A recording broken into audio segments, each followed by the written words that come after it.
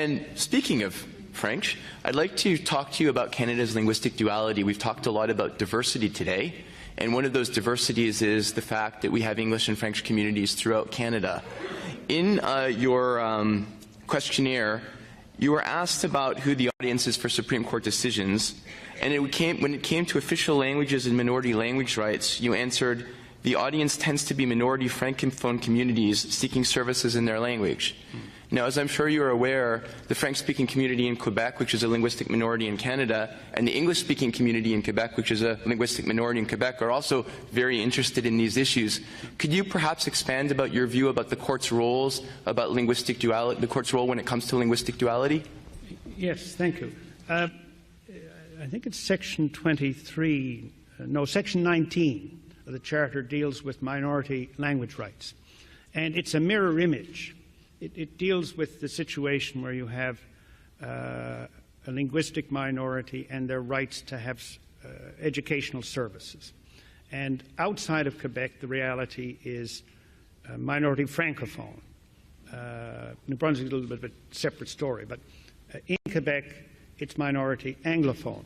And so there's, in a sense, the two are the same principles apply inside Quebec for Anglophones, outside Quebec for Francophones. And it's one of the unusual aspects of the Charter because it's a positive right. It calls for governments to do something as opposed to refrain from doing something in a very express way.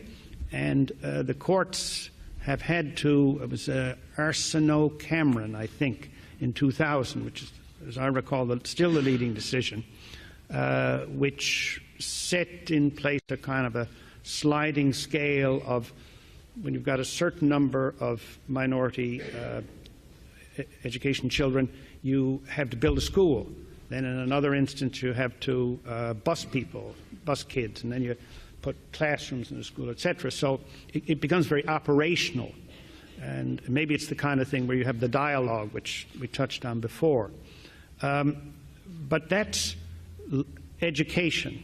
For most, and then you have the fact that under the Charter and under federal policy, federal services are offered in both official languages throughout the country, again on a sort of where numbers warrant basis.